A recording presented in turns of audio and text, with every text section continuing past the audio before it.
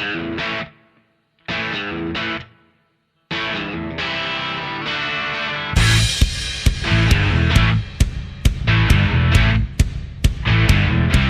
it going, everyone? Welcome to Free Kick, the official AFLW Fantasy podcast, as we do our end-of-season review. Round 10 has wrapped up, and despite the fact that we've now been doing this for 40-something or so episodes this season, that took us 3 goes to get this actual podcast started, because we are very uncoordinated. Definitely wasn't my fault. But we've got the whole gang here. How are you going, guys? I'm going very well. I want listeners to hit me up on Twitter and who they think was the culprit for us taking so long to get going.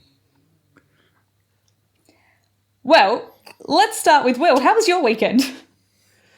Yeah, my weekend was good. Unfortunately, my Cats couldn't quite get over the line against Adelaide to sneak into the finals, which would have been outrageous because it would have required Collingwood beating Melbourne anyway. But still, very enjoyable season regardless, and looking forward to the finals.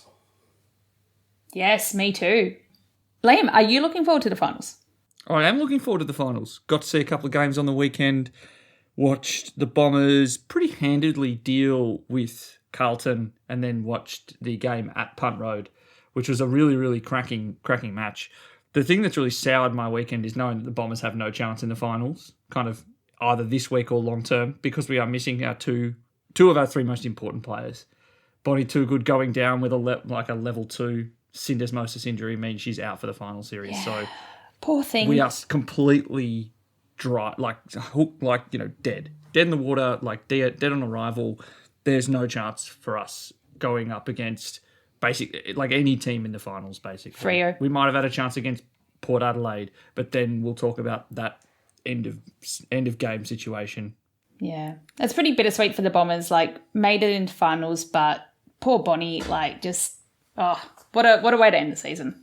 They've basically been up against it pretty much all season, the Bombers, and they've just found a way every single time. And yeah, as you say, Liam, this might just be a bridge too far, but you'll take the finals entry regardless. No, hopefully. Well, I would as a Geelong supporter, so I'm the only person here who doesn't have a team in the finals, which is why we're again going to avoid Jono and say, Mel, how was your weekend? Sorry, I can't let that stand. Will, you don't mind missing finals because your team has made and won finals. The Bombers haven't done it in 20 years.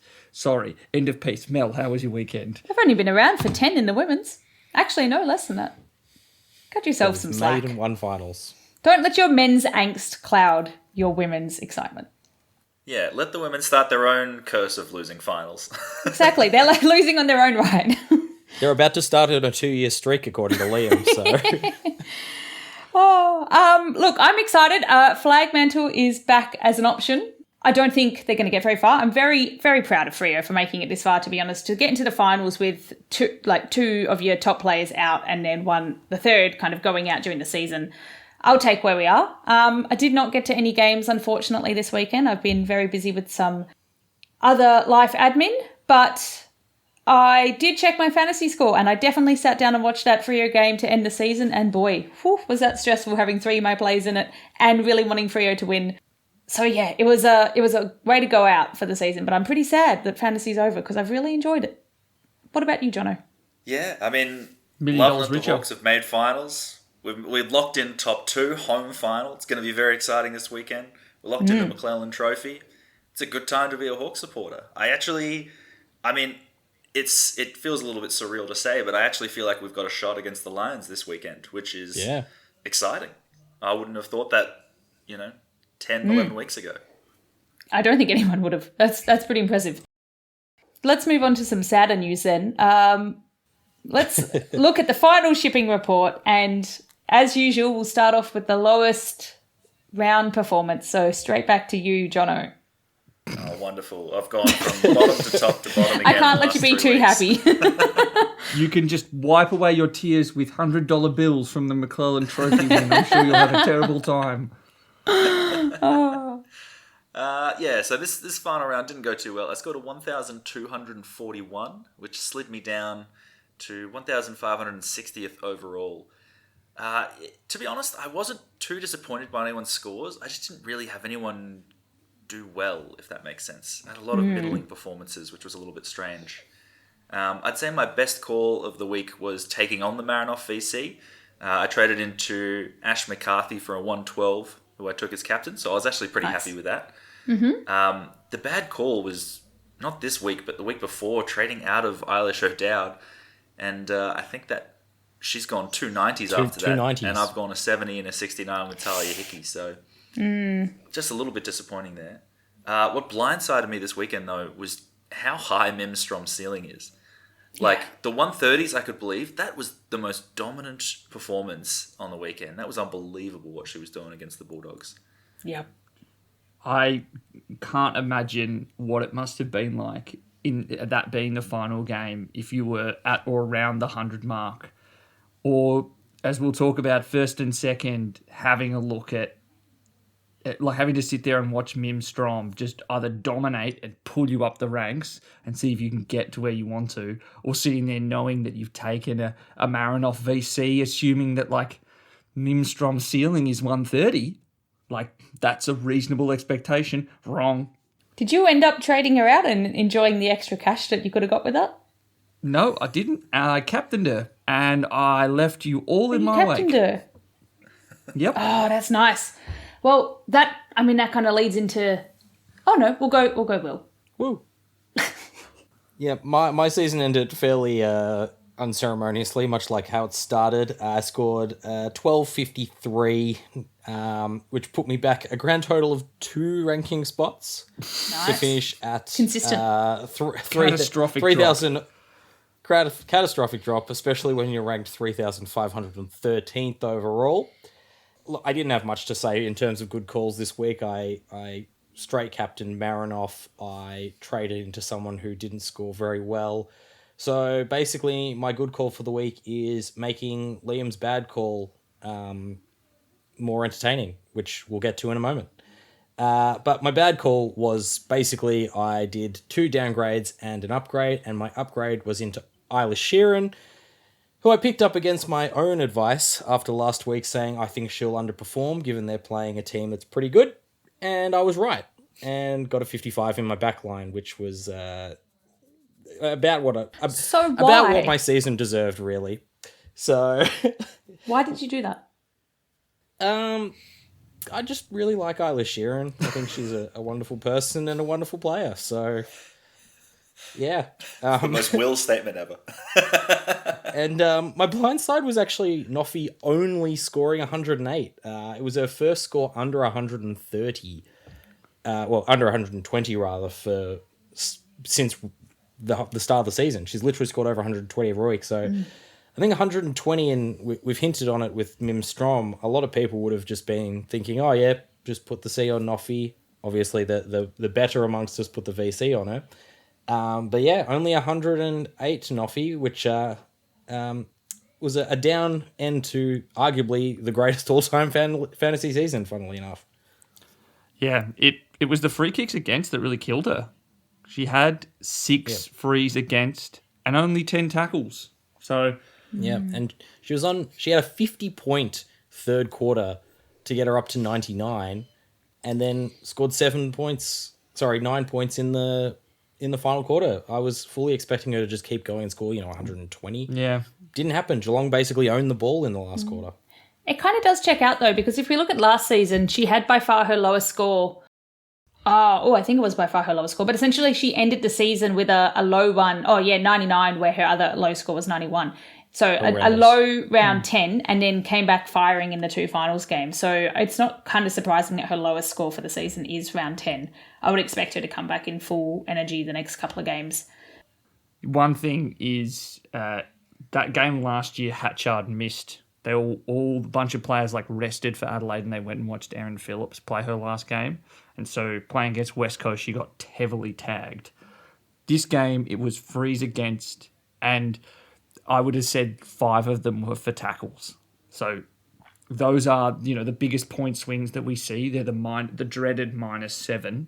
I reckon that's 25 points or 30, nearly 30 points that she lost from those frees against. And that's what really killed her in this game. Well, Slightly above Will this week, coming in at a 12.58. Drats. Is me. Though my score went down again, and further than Jono, which is disappointing. I was really hoping I could make it back up, but no, alas. Part of the reason why is because I didn't loophole, even though I wanted to. I just kind of forgot about it. So season 10, next season, is the season I'm going to be technically competent. That's the most Mel statement. Yes. So my good call for this week, though, was that I've been bringing in some big names in the last couple of weeks. So we had Strom in last week, and I brought in Garner this week. So pretty happy with that. So that's 131 and 166. The bad call is that in order to be doing this, I kind of messed up post double rounds with my trading strategy of up and down, and I've just been doing a lot of sideways and some pretty bad down. So I had too many very low scores from non-fantasy relevant players on my field, which kind of countered those nice big scores. So that's definitely been my demise of this last couple of rounds. But yeah, my blind side was, I don't really have a good one to put in addition to Mimstrom's ceiling, and surprising to see Noffy be quieter in the game. Liam, you have the only person to go up this week, and the one of us that's really championing actually doing well at fantasy. How did you go? Thank you. I did all right. Had a 14.59, so that had me at a round rank of 198 and an overall rank of 269. So I finish up 112 from last week. My good call were my trades. So I had to get rid of Daisy Darcy and Sinead Goldrick, and I was also very keen to get rid of Zali Goldsworthy. Now, in the end, Zali Goldsworthy was fine and not, the worst player on the ground. That's right, she scored a 97. But I managed to nab one of the highest scorers of the round, so I did manage to trade in Beck Beeson as my upgrade for her massive 135, 133, I can't remember exactly what it was. And I also managed to nab a pretty solid downgrade sideways from Sinead Goldrick with Maggie Gorham for a really excellent matchup where she scored a 72, so well outperformed her price stat and her average. So I was happy with those. Will's got his hand up, and I just don't know if it's going to be about the other trade that I could have made or Beck Beeson. It's about Beck Beeson. I've been championing Beck Beeson for about 3 years, so to see it come good in the final round of this season to get you up into the top 300, I'm pretty happy for Beck and for yourself, Liam. And I'm also very happy for the next bad call. Yes. I will just say as well, Beck Beeson is one where it was like the best that I could get to, where I'm like, yeah, that feels pretty good. Like, she's got a great matchup. I was not expecting 130. If I'd had the cash, I would have taken Elise Parker every day of the week, and I would have been 50 points down. My bad call. Now, I didn't actually have that many bad ones this week because I captained Nimstrom, and that turned out to go amazingly as well. But I was having a look at, who was the best player I could have traded in that I could have afforded, because my other trade was Daisy Darcy down to Maeve Chaplin. Now, Maeve Chaplin scored a 53. She was just fine. Ball didn't live in the defence as much as I would have liked, and there was just a couple of times where she got caught on the bench when the ball was down there. And I did have a look at one of the best players I could have traded in, and I think the highest scoring player for the week was Tamara Smith. Which is very funny that is how my season ends, given we started right before week 1 with my shock and outrage. You will hear much more about Tamara Smith tonight, let me tell you. Really full circle. What a way to cap it off. And talking about Tamara Smith. Oh, actually, just before blind side. It's going to become a bit of a GWS and Tamara Smith episode today. My blind side it's not fantasy related whatsoever. It's the free kick against GWS in the final minute against Port. That is the worst free kick you'll see all year, because from that, Maria Maloney kicks it to Gemma Horton. Gemma Horton kicks a goal and they win. Port would then have finished 8th. Bombers finished 7th playing against Richmond. changed a whole bunch of finals things. It is also just Will is now reminding me in the run sheet that it was Kirsty Lamb. My apologies. It is the worst free kick that I've ever seen. I don't know how it was that it was given. It was a tackle, completely legal, holding the ball, just drops it. There was no sling, there was no dump, and I hate everything about it. Spicy time to be giving away like a potentially iffy free kick. Like you'd think, given the importance of this moment, maybe I'll err on the side of caution and not award it. But I don't even think it was iffy. I literally don't understand how they've given it. The head, like you could say at the beginning, or maybe it's like a bit of a sling and her head kind of gets close to the ground. No, not even close. Just horrific. Blindside completely. I don't know how it was given. I appreciate that the free kick wasn't there, but it did lead to a very, very exciting finish. I mean, that was a hell of a mark by Gemma Houghton and a great clutch goal. For the mistake to have happened in any game, I'm glad that it happened in one with almost no stakes. It just slightly changed the finals order.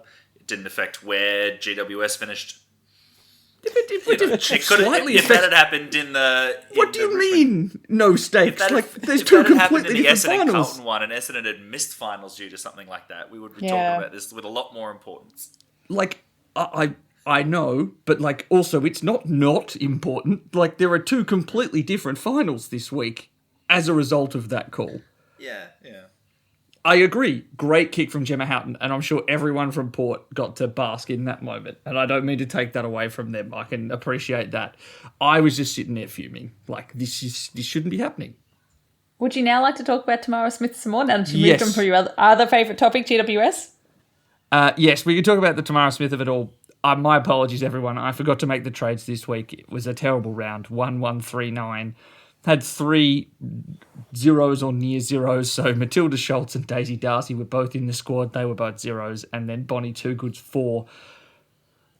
That was going to make it really tough. So a final rank of 936. So after a reign of terror for the rest of us, it finally did nearly drop outside the 1,000. Does make me feel good to finish about 700 spots behind a team that's had no love for 3 weeks in a row. Wow. And it was getting the world's most minimal amount of love before then. It was like that plant that you're always shocked when it's alive when you come back from a long weekend away. The lesson here is make a really good starting squad and then don't touch it. And you'll be fine. Speaking of good starting squads... Yes, who's running us through our watch and wait scoreboard? It's Will's. It's the WW&W. www.watchandwaitscoreboard.com. Yes, the Watch and Wait scoreboard, possibly the most important one for the entire year because this is the winning scoreboard. And we've talked a bit about exciting finishes, and we had an exciting finish in the overall rankings, which was quite interesting because Carl W. and his team, so the Supreme team, has pinched the win over Brett W. by 9 points. Oof. Brett W. had been in the lead for the last, 3 weeks, I think it had been. And might have even been for longer than that. It might have even been longer, about a month. But the Supreme team had a weekly rank of 8th overall with 1566 to sneak ahead by those 9 points, 16,495 points overall. Damn. Congratulations, Carl. What a come-from-behind win. Yeah, comes down in part due to Ebony Marinoff, and I don't believe that Supreme team had Aisling Maloney either. That was another huge blindside for me. Just really, I actually know. They both had Aisling Maloney. Supreme team didn't have Bonnie Toogood. That's what saved them. Aisling Maloney's 26. Will and I were facing off in a spreadsheet keeper league that we do. And I had Aisling Maloney, and I knew it was a bad matchup. I was expecting a 450. It's a relatively deep league. There's not a lot of forwards that you can really rely on. 26 really was tough. And the lucky thing for Liam was the rest of my team did average, so he ended up winning that quite easily. You did have also as the same player as Carl's Supreme team, Beck Beeson, 132, sitting at M4. That's a pretty spectacular exclamation point to go alongside Mim Strong as their captain. And And I did also have Marinoff, who I realised her scoring 150 every week was carrying me for most of the season. But speaking of top scorers, the top score for the week was the aptly named Team Awesome, who took out the final weekly high score with 16,000, that would be 1,622. So congratulations to Lockie for breaking the game and scoring 16,000 points in 1 week. But yeah, 1622, another massive score. Very good effort.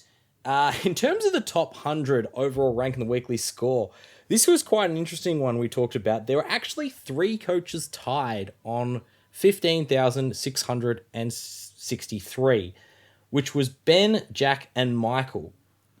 And to break this tie, it was broken on the highest weekly score in a singular round. Jeez. Which I believe meant that Michael's demerit points has managed to come overall 100th. And so I have the numbers here. So 102nd was Goody is just too good. And they had a 2,151 in week 7. I've not bothered to look at the other weeks. I assume everyone's just going to have the highest scoring week in week 7. Berry Machine had a 2,262, and it was Demerit Points who had a 2,288. So that was a week rank of 189, and that was what got them the 100th. So pretty impressive there. The score needed to match that top 100 and could have got you in that little three-way tie. Was 1,397 points, which Mel, myself, and Jono didn't even get close to, but Liam managed to pass, which was great. In terms of the free kick update, this is a bit of a weird one as well, because we do have some of those tied players. We have all of them. 41 coaches. We have all of them, in fact. There you go. 41 coaches inside the top 100. We do, therefore, have, a little bit of leeway to claim a couple of extra ones, which is great. I think it's 41 under 100. Because we have 100, 101, and 102. Yeah. So it's either 42 or 44. I'm going to claim the 44 because it sounds better. That's what I was hoping for. It's got to be the unluckiest 101st and 102nd player ever. Yeah, absolutely. Like, to miss out, if you were tied and finished, 101st, you'd be like, oh, bugger, that's a bit of a shame. But to also do it and then finish 102nd, that's a stitch up. And I believe that was Ben. Bad luck, mate. That's almost more notable than finishing 100th, except you don't get a hat, so bad luck. So congratulations to all of the winners in the competition. Congratulations once again to Carl for pinching that win. So this time last year, we had an interview with Bryony, who finished first overall. Now we're in the process of trying to get in contact with the coach of the Supreme teams, Carl W. Unfortunately, we haven't managed to lock in an interview with them before recording this episode, but as and when we record it, we will put it up on our feed on both the official and the free kick feed. So you will be able to hear at some point, hopefully, from the first overall coach and hopefully get to steal their wisdom to try and win next year. I know that's what I'm going to be trying to anyway. Yes, I'm definitely looking forward to some advice on what to actually do in fantasy because I'm losing confidence that we know. On to the hot topics for this week. We're going to do the Player Season Awards. So this was a lot of fun last year. Going to run through some awards that we give to the players, and we'll also chuck up a bit of a poll later on Insta, and then our Host Season Awards as well, where we reflect on what we did well and not. So starting off with the Kiara Bowers Award for the AFLW Fantasy Best and Highest, the highest fantasy scorer for the season, it has to be Ebony Marinoff. There's actually no voting required here. Noffy takes the win. And in exciting news for the AFLW, they now need to update their stats page because it still has Kiara Bowers as the highest ever score in AFLW Fantasy with her 184. Yeah, and when we put up the polls, because for all the rest of ones, we're all going to put up our nominations, but we'll put one up here to say who do you reckon came second in the B&H? Because if you, as good as some of the other players were this season, I think an average of 145 or whatever it was from Noff is just ridiculous. The best fantasy season, men's or women's, ever in terms of average. So what an amazing effort by Ebony Marinoff. So I was just having a look at some Ebony Marinoff stats before this. Her highest score last season was 174. This season she did that She beat that twice with a 177 and a 191, which took out the highest fantasy score for any player, topping Bowers. So that's exciting. Very interested to see how that plays when Bowers comes back next season. But so not only has she increased her maximum by heaps, but she's been lifting her minimum as well. So her low for this season was the 107 she got in round 10. Her low for 2023 was a 91 that she had, I think, round 4 or so early in the season. So her lowest score for the season is also 16 points higher than it was. And yeah, we already mentioned how she's finished the season a little bit quieter, but she backed that up with 2 big finals games last season. So hopefully she pulls that through. So the one thing I wanted to say before we move off Noffy, I have the opinion that the game that she had against the Suns, where she scored that 91, is the reason she's scoring so well this year. Because Lucy Single and Cam Joyce together decided they'd tag Ebony Marinoff and not tag Anne Hatchard. Anne Hatchard destroyed, completely ruined that game and became the player that requires more attention. The other thing that I think really impacted it is Noffy looked gassed when she was being tagged by Lucy Single. And one thing that I have noticed more from Ebony Marinoff this year is that her ability to get from stoppage to stoppage, which was already good, but she went up against Lucy Single, who was I think a former under 17s, under 19s rugby player or touch rugby player or something like that, and an elite runner, elite tagger. Saw that, and I can't confirm this, but I would like to think that that impacted her improvement this year. So that game, that low score last year, is why we have the best season of all time, is my quiet moments of history take. Yeah, I like it. I just love comparing Bowers and Noffy. I think my team might have to be Noffy down to me next season because she's just too good. Bowers down to Noff? Had a Noff of Bowersing So down? many options. Like, just the one that really put this in perspective for me, right? Like, Bowers had a huge season 7. She kind of slowed down a little bit in season 8, but her season 7 average was 121. And that was largely dragged up by the 184 that she had in the round 10. Noffy beat or equaled that every single game this season except round 10. So she started on 121, which was her second lowest score, which was the Bowers' average from before. And she's just taken that to a whole nother level in every other game except round 10. Mm-hmm. The thing that really is going to sour this whole experience is, Mel, you would have been able to do that whole spiel if we just got the non-free kick affected score this week. It could have been every single game this season. She was better, except this week. It would have been a really strong stat, yeah. I really had to quieten on that bit because it was like, oh, there's an exception. But yeah, so, I mean, exception included, huge season. And I did my little Noffy spiel there because we didn't have any other nominees. Don't worry, I won't be ranting on about every player for the awards. Because our next award is the... Oh, what was it called before?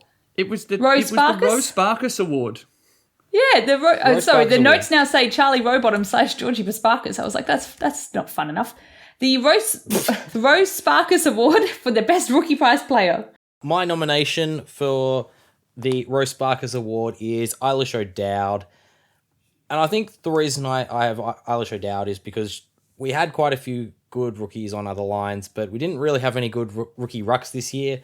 And Eilish O'Dowd became basically the only player that was acceptable to field in your ruck position other than Mim Strom at the end of the year. Mm-hmm. Mainly because if you couldn't afford Mim Strom, you probably just had to stay with Eilish O'Dowd, which was my case. But she finished with 290s, didn't drop below 60, went all the way up to about 950k, which is a lot of money.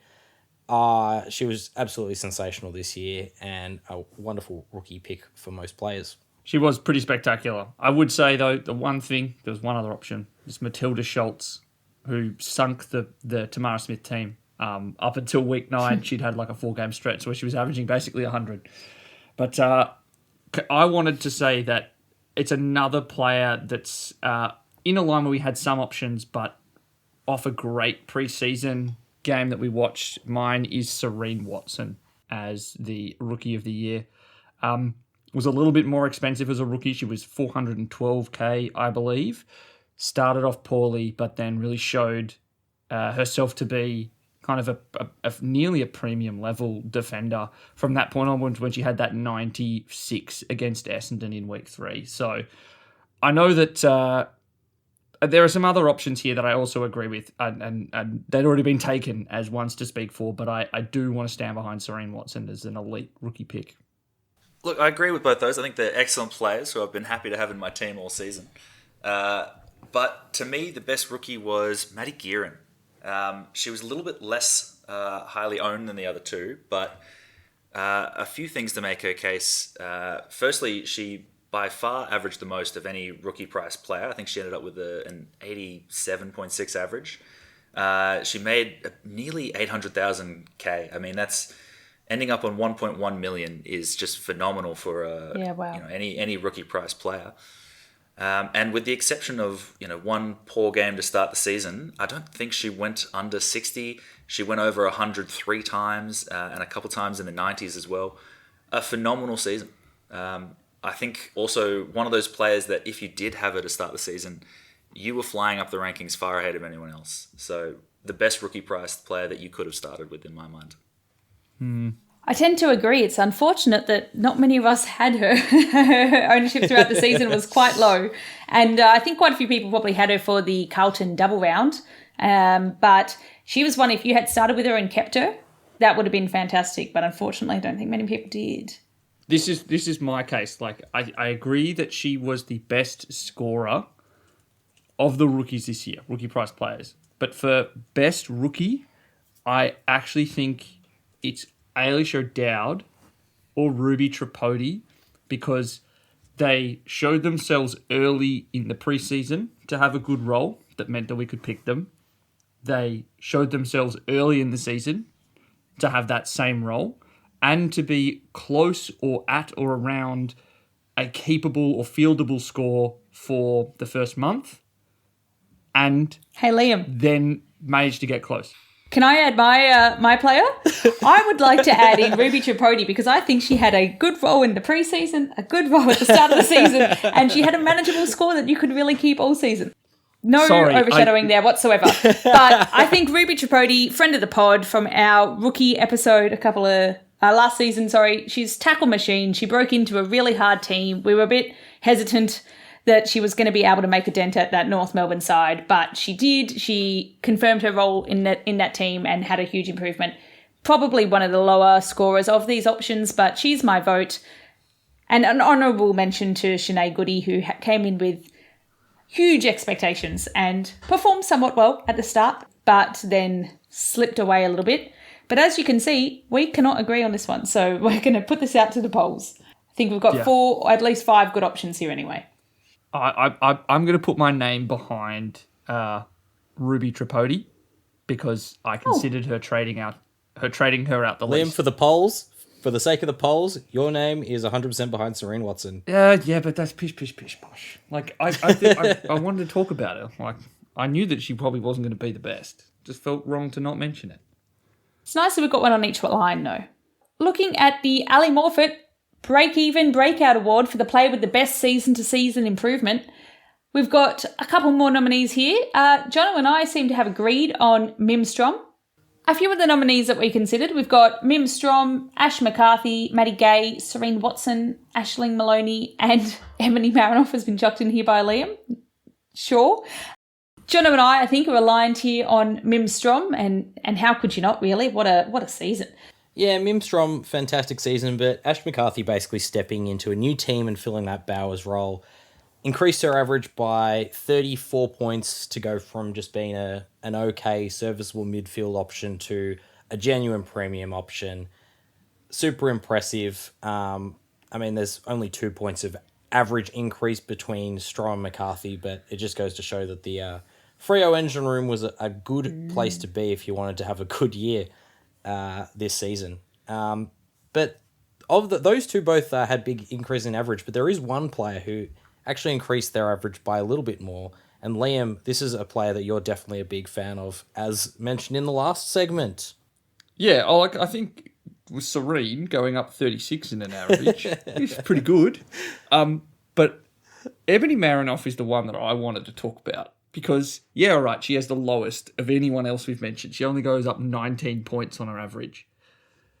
I just don't think it's like...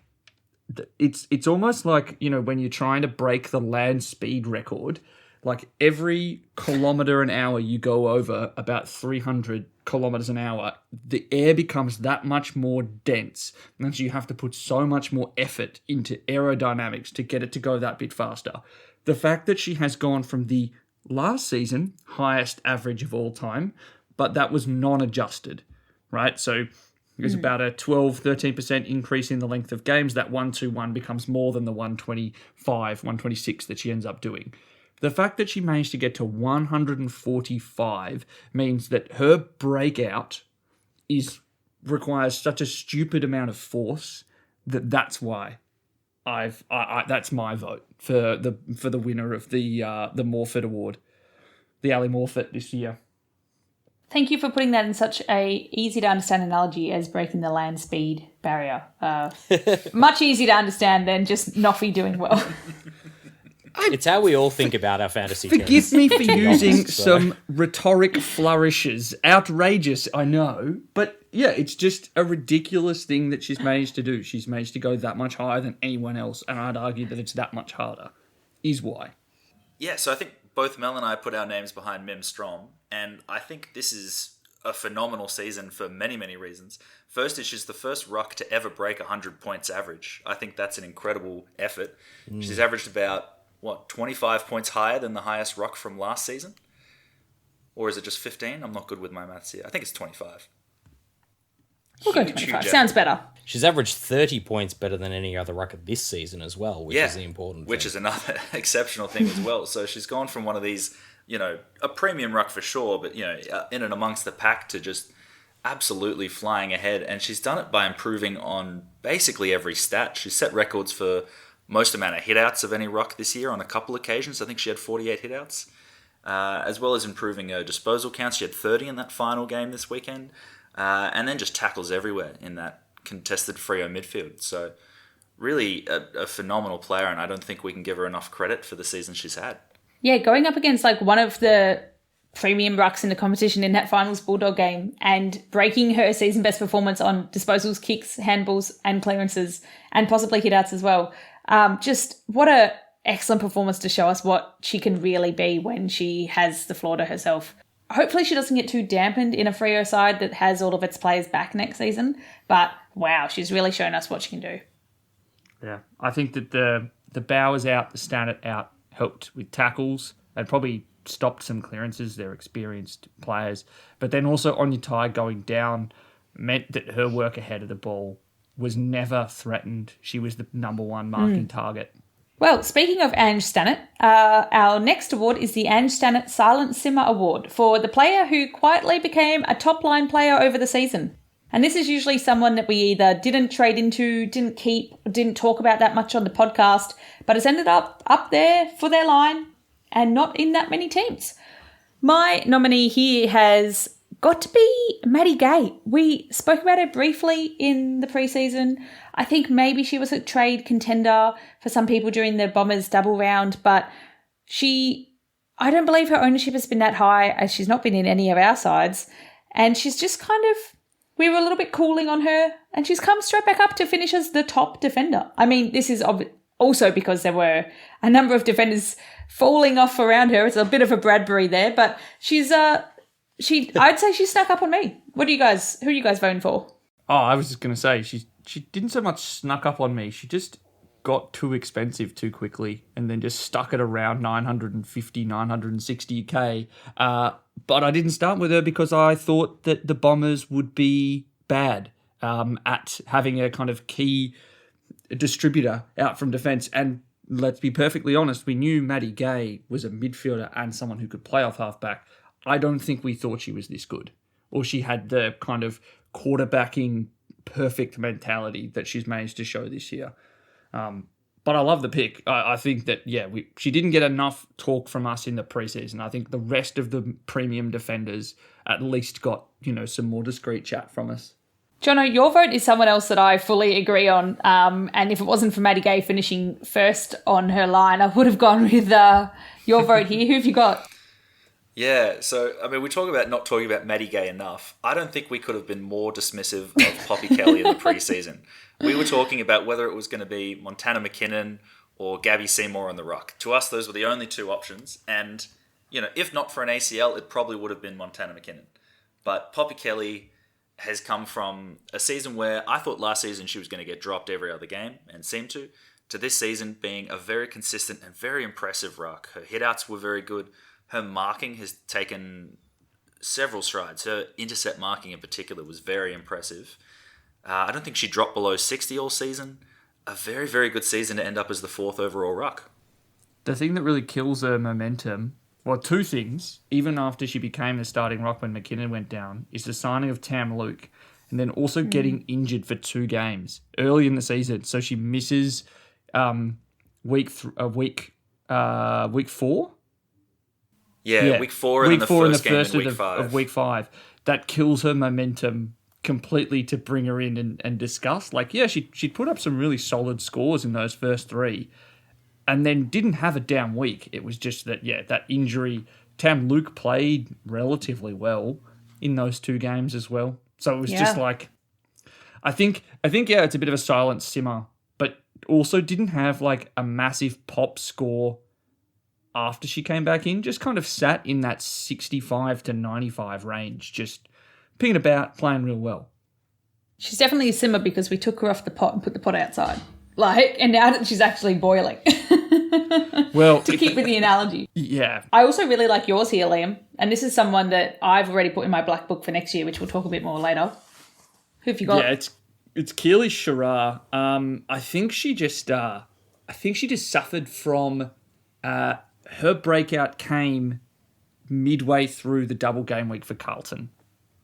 So Abby Mackay gets injured and she goes gangbusters from that point onwards and never really gives back the reins to the midfield, even when Mackay returns. She's shown herself to have a ceiling that I didn't think that she had previously and some consistent floor scores. So I think that probably one of her most impressive efforts was still managing, and I think it was an 87 or a 90 against Brisbane midway through the season. I think that, she's really managed to blast up the rankings in my mind of fantasy midfielders. And it's just unfortunate that she was not really one we considered. We probably thought that Carlton were going to be bad and a bit congested. I think that some of those things are true. It's just Shirar's shown herself to be better. Couldn't agree more. Except that I don't, because I'm going with Maddie Gay. Couldn't be. Well, I'm just laughing at my inability to say things in correct orders. Will, let's hear yours. I like this one.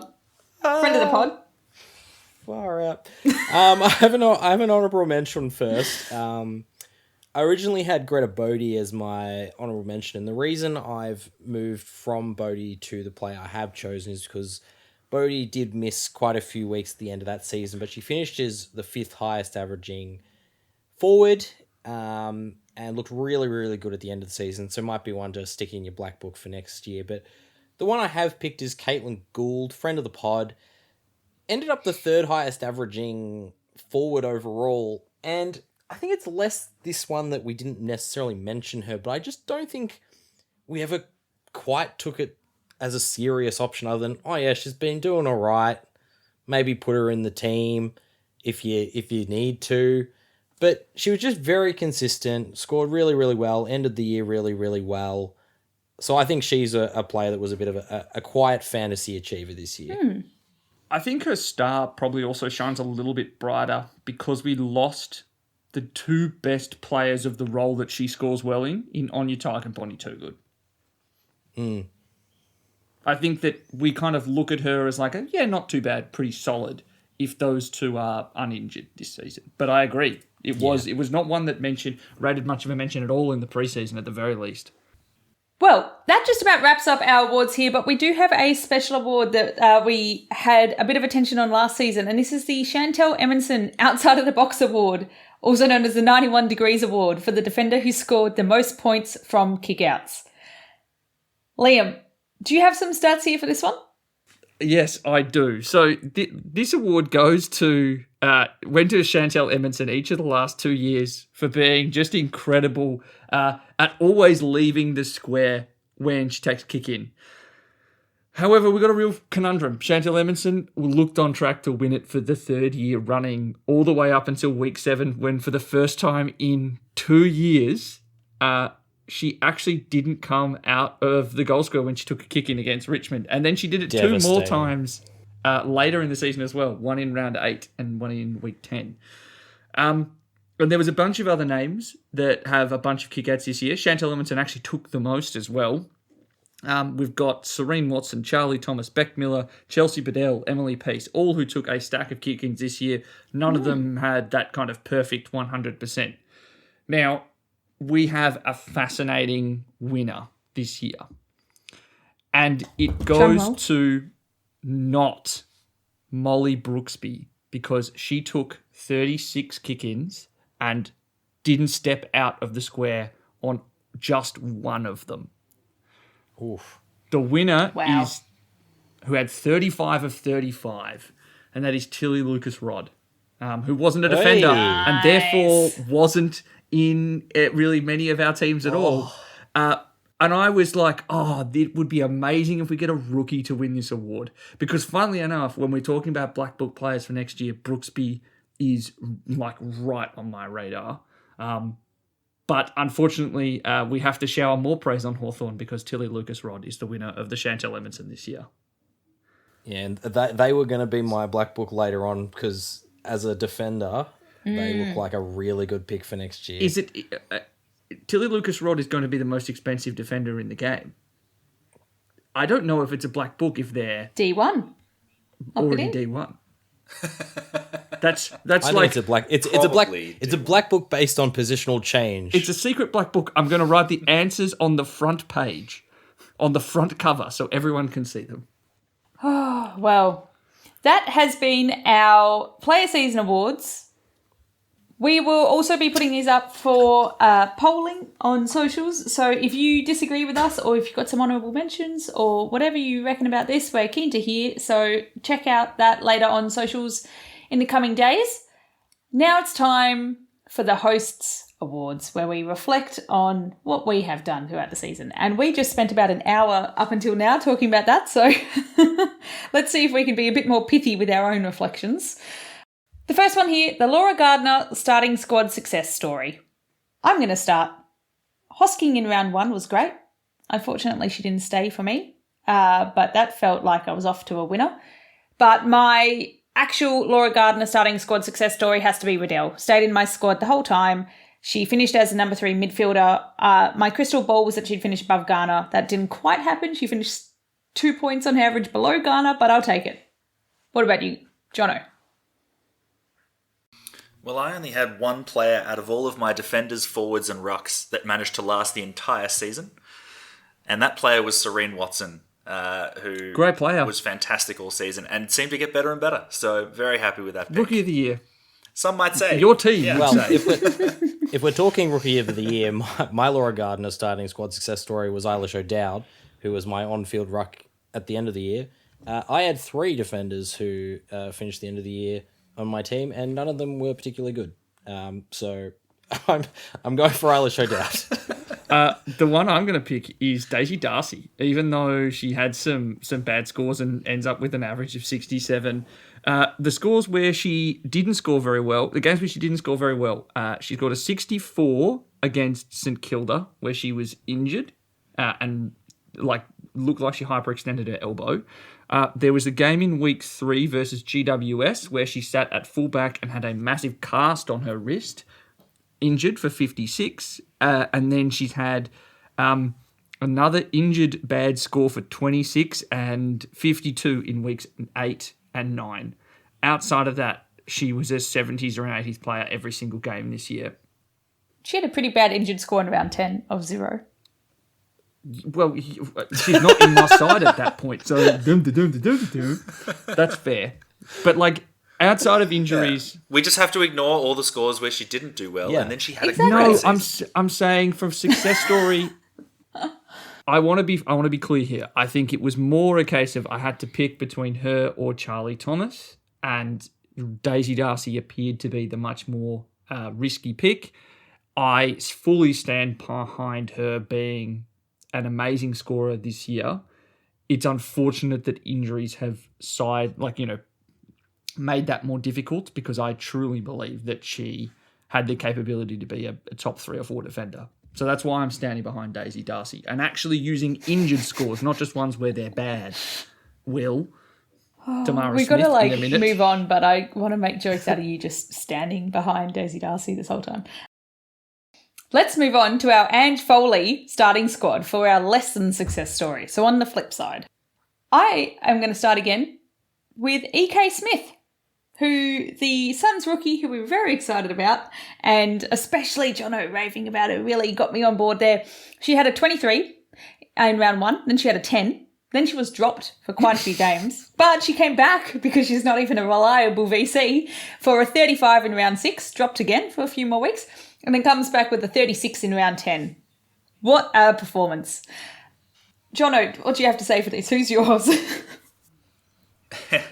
I've picked someone that I think a lot of us suffered with, and that was Bonnie Toogood, who had an injured game in round 1, a score of 5. And then if we didn't learn that lesson hard enough in round 10, she put up a 4 with another injury. I mean, I feel for her, and I don't like giving it to injured players, but that put everyone who started with her just in a bad place. I think she lost so much cash. It just really put me on the back foot for the rest of the year. In good news, she was one of, I think, the second most highly owned player. So it put most of the competition behind. So a good 2/3 of us suffered, but I think it was even like 70%. But Jono, what's the lesson you learned from picking Bonnie Toogood for 2 injuries? Well, this isn't the lesson learned section. That comes later. He's like nothing. Fair. Well, I'm going to give my award then to Kate Lutkins because I too was on the fence and decided to run with her. And the word from Sophie Conway was she's training up a storm, looking great, and had one really good quarter against Richmond. And that was about the only good football she played this year, because outside of that, she was dropped for every game after some very bad scores in the first 2 weeks. Yeah, I have an honourable mention to Abby McDonald, who, similar to Kate Lutkins, lots of preseason hype, looked really good in the preseason, and then just, again, didn't get the role. It appears that the role that we were expecting from her has been taken by Rachel Kearns, so unfortunately... And Anna Rose. And Anna Rose Kennedy, so the Irish invasion. So she could end up being a bit of a Laura Gardner if she gets moved on. But the player that I have chosen is an interesting one, because my starting squad less than success story is Lucy Wales, who we will hear a bit about later. But basically, Lucy Wales was a success eventually, just not for me, because I traded her in about an hour before the season started. It ruined my starting team. It meant that I was behind the 8 ball to begin with, and then I traded her out after a couple of early season low scores, and then she proceeded to be the second best ruck in the competition for the rest of the year. So the dishonourable mention here is more to me than to Lucy Wales herself, who was a fantastic player, but gee, the decision to bring her into my starting squad at that stage really set me off on the wrong foot. Yeah, really going for the sell low, buy high strategy there with Lucy Wales. It worked fantastic, and it probably cost me that top 3,500 spot, to be honest. Shocker. I mean, out of all the shockers that we've had here, I'd just like to little throwback to the Tamara Smith of it all when I put in Ash McCarthy into our starting squad. And what happened after that, Jono? I can't remember. I think we might need to go back and listen to it ourselves. For our... Oh, you're not going to like this. For M3, can I please have Freo Docker, Ash McCarthy?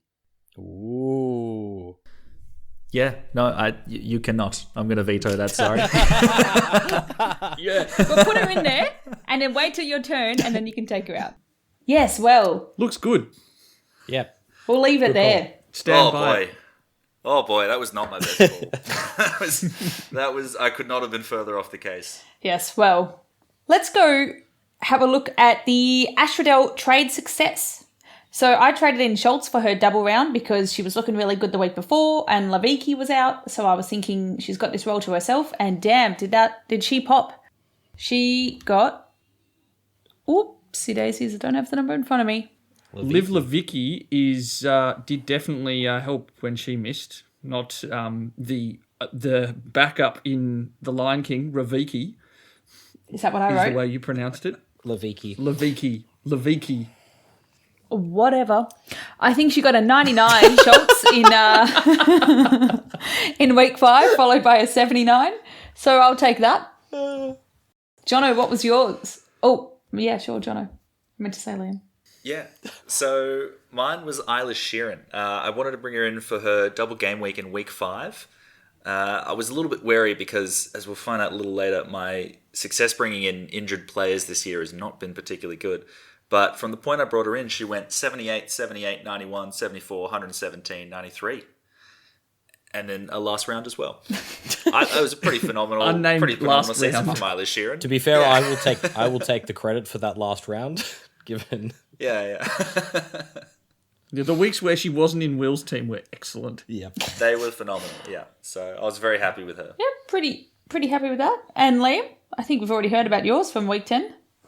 Yeah, it's hard to get better than Beck Beeson scoring the second highest score of the round as my trade-in. I had some ones that were fine throughout the season, but a lot of my trade-ins all year were injured. So to have just a nice, easy wrapped parcel in Beck Beeson is handy. Nice. And Will, I feel like yours gives us some validation from pre-season. It does. I've also realised I've turned into Liam because I keep giving honourable mentions. Because I was choosing between... Going slowly too. Yeah, Elise Parker, who was a really good trade-in for the double week. But I've gone for Elizabeth Georgia-Stathis, trader in round 8, end of the year in the form that we were really hoping to see from the beginning when she scored, was it a 6, an 8? I can't remember what that original one was, but... it was under 10. It looked not great, but now we've seen that she can be a fantastic scoring defender. So well done to Lizzie G. I didn't have many other trade successes, though, I'll say that. And to finish the season on 100, that is 20 times more than you started the season on. Nice. What a way to go. I'll take that. Okay, our Abby Dowrick trade debacle, which I just love thinking about this one because it throws back to Liam's massive F-up from a few seasons ago. That was just so satisfying to watch. Yep, 3 seasons ago. I'm maybe not too traumatic to talk about it in spare time. Unfortunately, none of these rival that yet, so we're still waiting, but we're trying. My Abby Dowrick trade debacle was essentially getting really excited about how I was going in the double rounds, having great success bringing in a rookie that was playing a double round and putting them on my field, and then that all fell apart in round 7 when I traded in Boyle Carr for her double round with Adelaide to get a ridiculously low score. I can't remember what that was. But it also just started a chain reaction for me of having to have multiple low-scoring rookies on field because the cash gen didn't go the way I wanted to. So I put it all down to Boyle Carr, who then had a great week when she was on my bench after that. So she's one I'll never forget. She's almost my Abby Dowrick if you'll take it. I'll be watching her for many seasons to come, hoping that she does well in her career, but holding her accountable for the disaster of my season 9 fantasy score. It's good to hold her accountable individually. I'll meet her one day. I agree with that strategy. Yeah. I've actually gone a similar route because I originally was going to talk about the Lucy Wales trade that ruined my season, but that was a pre-season trade. So my in-season trade was this one's a good one. This is a good one, and I know Liam loves this one. This was during the double rounds when I was overseas, so I wasn't really... I'm going to say that I wasn't really paying too much attention, but I was looking for some Port Adelaide players to maybe fill in for the double week. And I brought in Alyssa Brooke, which is a name that the season players might know. And I had a lot of injuries and a lot of players being managed this week, so I fielded a donut in my backline and Alyssa Brooke in my backline. And she managed to score me a doubled score Yes, that's 2 games worth of scoring of 16. She scored a 7 and a 9 for those 2 weeks. I forgot about this. And That's rough. this is possible. If it wasn't for the fact that everything else in my season basically means that this wasn't as bad as it could have been, this had potential to be an Abby Dowra trade. Oh, that's a good one. She played one other game and she scored a 20. So that's a season average of 12. And unfortunately for you, Will, it was one that we could probably see coming. Because I think she, in the AFLW as a junior, I think she might have averaged in the high 20s. I would also like to say that Alyssa Brooke was in my final team because I couldn't possibly trade her out because she was bottom priced. I like how Port Adelaide rookies, we've got Shanae Goody, Piper Window, Caitlin Wendland, and you're like, no, none of those. Well, I already had a lot of those at Molly that stage. Brooksby even.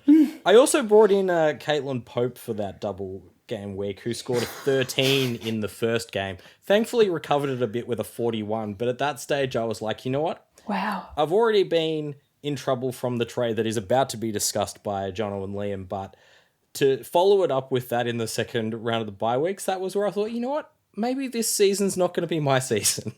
Well, Jono and Liam then, you got to go through the elephant in the room. Yeah, there was one trade that I think killed my season and definitely affected Liam as well. Oh, it definitely killed my trading season as well. It was definitely the reason I did so poorly. Our first double week captain of Bree Davey, going from the injured Britt Benici into Bree Davey, who, coming off a 110, looked like an excellent player. But in her double week, she got injured in the first quarter, the start of the second quarter of the first matchup. On 35. Ended up, on 33 even. Oh, sorry. You take the doubled score of 66 for my captain that week and you compare it to the, 400 points or so that Ellie Anderson has got. It was, I think it killed me entirely. I slid back 2,000 spots and I couldn't climb my way back out of that. We were at that game too, and it was just that moment of flatness, just like, well, that's just about does it. That's about as bad as the double game weeks could have gone.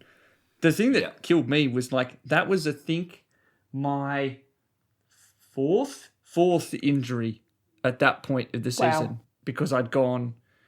Who did I have? I had Bonnie Toogood to Casey Sheriff, who to then Zali Friswell, who gets injured later. I traded in Britt Benici, who went to Bree Davey. I had Dizzy Darcy injured a bunch of times. Zali Friswell ended up getting injured. I have a massive... I think my worst trade is just... The trade to Barker was just my ability to trade in injured players so frequently. And to top it all off, I had Bonnie. Looked great against Richmond. Traded her in for Kate Hoare. Another injury, but that was one everyone had. And then to get injured again this week, just really...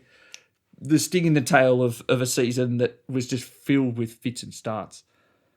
Yeah, I think I had all 8 of those as well. Fun times. Yep. Convenient then that we're moving on to the Bonnie Toogood Award for the best piece of advice given during the season.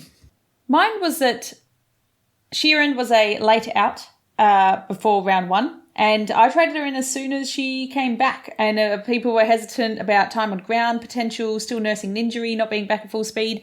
But I'm pretty happy with that. She did have a bit of a slow start, but I was glad that I got her in early and didn't waste time mucking around. And that's a pretty low bar for best piece of advice given because I'm struggling to think of anything that I've said that's been very good. That's a bit harsh on yourself, Mel. I think you'd find if you went back and listened to everything, there'd be better. On account of me not doing that. It was good advice. This is what you get. Definitely a worthwhile player, though. I mean, that ended up being my best trade-in, so I appreciate that advice. For mine, it was probably talking about Lucy Wales, because I knew at the start of the season it was 3 rough matchups, and then she was going to go bang from that point forward, and she really did. She went, 3 of the next 4 games were over 100, and the other was just shy. Ended up the second best ruck. I wish that I had held all the way through. I didn't take my own advice. But, probably the one that I'm happiest with. I have written down on the run sheet Ariana Hetherington for her 75, I think, in the second game of the double weeks. Just one I will go to my grave with is just one of the happiest things I've ever been. 72 after scoring a 42 in the first game against Geelong. But the actual best advice I gave is when we did the Sweet 16, upon Will's return, there were two players I mentioned as being rough to miss out on top 5 defenders, and that was Maddie Gay and Gabby Newton, who I would say have been excellent in that time. So I think those are the players to target at that point, and probably we're sitting a little bit outside of top 5 rankings at that point, but writing was on the wall, and so I'm pretty happy with that one. I like it, but we've got to give a shout out here to Will. Yeah, this one, I think we're going to have to go back to the audio for this one because while it doesn't quite meet the same category of good as a Maddie Gay or a Gab Newton one, it did provide us with arguably our most memeable moment of the season, and that's me deciding that Tamara Smith was a viable defender.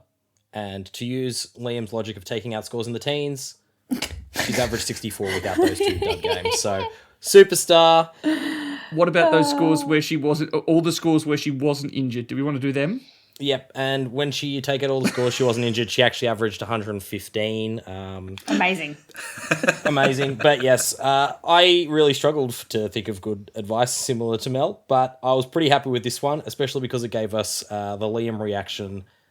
What a wonderful moment for the season. So I'm going to pick a very alternative one, I think, just because I think it's going to really be quite an interesting one. I'm going to pick Tamara Smith from the Hawks. Oh, that is a unique choice. And I'm so glad we are having a video on this stream because Liam was flabbergasted. No, you gotta explain this to Liam. Why are you going Tamara Smith? I personally prefer the mystery. I really like what I saw going from on the Hawks field. in the practice games. They had a very kick mark game style in the back line. Both Tamara Smith and Tilly Lucas-Rod were doing a lot of kick marking back there, and Tamara Smith looked really comfortable as an interceptor. So I think there is a good 10 points worth of upside there for Tamara Smith. I hate this pick because this is probably the kicking action that makes me the most uncomfortable every time I watch it. I do not like Tamara Smith playing in a role where that she kicks all the time. I am so happy with this pick. So unpleasant. What about you suggesting Sarah Lakai last week? yeah. Only to end up as what, the second highest? I mean, ruck for round or I'm pretty something like happy with that one as well. The final question we have here is for the AFLW Fantasy Coach of the Year. And the reason we have this as a award is because last season, Liam would not shut up about the coaches he didn't like. And I said, we have to even this out with a coach that you do like. You have to dig in there into your heart and say something nice about a coach. So we're just going with the positive option here, which is the Coach of the Year. And I am going to start with Jono. I think it has to be Lisa Webb. We were talking about Fremantle at the start of the year. We had no idea what was going on, and we were basically saying we don't think anyone's going to be particularly relevant. But we had, Gabby Newton in defence, Ash McCarthy in the midfield, Mim Strom in the ruck, all of whom would have been phenomenal options. And then, there were periods where Gabby O'Sullivan was a very important forward to have. So, I think there is very few teams that can say they were as relevant on every line as Freo in the end. Can I make a couple of statements in response? No. Moving on. Look, firstly, her injury reporting, Fremantle's injury reporting, dreadful. Because Hayley Miller missed 2 weeks in a row, late out calf. Gabby O'Sullivan has been nursing injuries quite evidently that have not been announced. And I would say that those two players and their roles have made it very difficult, particularly for forward options, to pick each year. I don't disagree with the rest of with what you said. I just think that particularly the injury shenanigans, that needs to be... I'm marking them down for that. That's not good enough. So who are you putting? You name me a team, I'll show you injury North reporting Melbourne. that is less than acceptable. North Melbourne. And that's my vote. It's Dan Crocker. I'd say he has yet again managed the most efficiently timed time on ground midfield in the competition. They've had multiple. They've had Alice O'Loughlin as a forward. I would say that Emma Carney was on track to be in and around top 5 before she busted a hamstring. We talked this entire season about how we were concerned about managed time on ground for different players, particularly Jazz Garner and Ash Riddell, and they put up some of their highest scores in the double game week. So it's the second year in a row. I think it's Crocker. I'm standing by it this year. Well, I'm going to sandwich that with another vote for Lisa Webb, which I didn't want to go first because then I didn't want to look like I was just voting for my own club. To add a different lens to the same argument is that we were worried that because they had so many utility players that they were just going to get thrown around and we were never going to know where they were going to play. That is still true. We had, Newton and O'Sullivan as well, both playing kind of wherever they're needed each game. Really varied a lot there. But it did result in some good fantasy scores because they were always on the ground. I think that was injury affected. I'd love to see how they go with a strong, versatile utility team next season when you've got some of those core cogs back. Lisa Webb, despite having the two big names of the club out, still managed to put up a number of fantasy relevant players for us. And you've got to love to see that. Yeah, absolutely. Well, I was going to say Cam Bernasconi from GWS, but I don't want Liam's head to explode. The answer I have gone with is actually Daniel Webster, who I think is the coach of the year just for getting Hawthorn into that top 2 position. Just for managing to eke out this meagre, small, very sad club to finals. Yeah, exactly. They've always been perennial strugglers, Hawthorn. But yeah, just the way he phrased it, like, for managing to get this club to top 2, it's like, oh wow, we thought they were that terrible. They were so bad that we just didn't want anything to. No, but basically, I think that he's got a whole lot of players playing really good football and really good fantasy relevant football. They move the ball really well. They kick mark. He made Tamara Smith a viable defender in fantasy. I think I can't really go much past that, to be honest. I think that's my takeaway.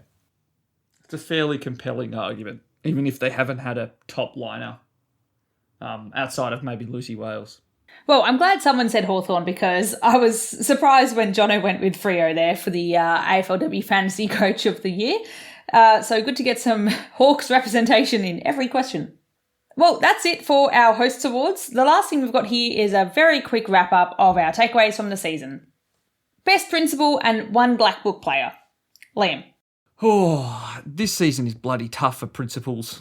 I love that you've also thrown to me, and I was really hoping because I hadn't written anything down, you might throw to me last. But the principle that I'm probably going to take away is trust your gut in the first 2 or 3 weeks when it looks like a spike roll with goals. Jess Hosking is the one for me for that one. And in terms of my Black Book player, I would say I've already given Molly Brooksby as one, so I'll say Amy Gaylor as the other. As a defender, I think she's got supreme potential. It's an incredible kick. Nice. That was one I was actually excited for when Body Too Good went out because I was like, oh, is she going to move up forward and get some goals there? Maybe a bit early, but I like it for next year. Will? Yeah, my main principle is don't mess with your starting setup. Mel said it best earlier in the episode when she said make a good starting squad and don't change it. I think that's probably something I need to do going forward, which is just make a team and not do any trades. My Black Book player for next year already was one of the better players on their line, but Charlie Mullins finished the year really, really well for Brisbane. If she keeps forward status, I think she has a very good chance to move into the top position as a forward, so one to keep an eye on. Yep, I like it. Jono's mentioned it before as well. For me, my principle, I've said it a few different ways of varying aggressiveness throughout the season, but it is once you select a premium player in your side, do not mess around with them unnecessarily, which I definitely learnt from in the double weeks doing too many primo trades. And for my Black Book player, I reckon it's Shirar. I'm excited that she could be a M2, M3 potential to set and forget next season. I think she's shown a great jump this season, and I'm looking forward to what she can bring there. And I'm looking forward to hopefully being able to pick premiums and not needing to worry about double game weeks. That's my philosophy. That's the real, yeah. Whew, can we not do that again? We hope and pray. Jono. Mine is probably more to do with players returning from injury. There's a lot of occasions this season where I was bringing in players where they had missed a couple games before, and I just need to give people more time to find their feet again because I started with players like Kes Peterson, who had missed the practice games and came in clearly underdone and had injuries recurring for the whole season. I brought in Georgie Prasparkas a little bit too early and didn't need to do that. Same with Bonnie Toogood. I brought her in, even whilst giving out advice that you shouldn't bring her in, because I needed someone cheap and I knew that she would eventually come good. And I just copped a lot of poor scores in the meantime. So I think that's going to be my takeaway for next season. And then with my Black Book players, I'm going to immediately go back on that and talk about a player that dealt with injury this year, and that was Amy McDonald. I think she is going to be something very, very cheap next season, and I'm very excited to see what she can deliver when she's fit and firing again. I like it. Yep. Going to win the W Award next year after not winning it this year for me. It's an average of 72. This is a 90-plus player.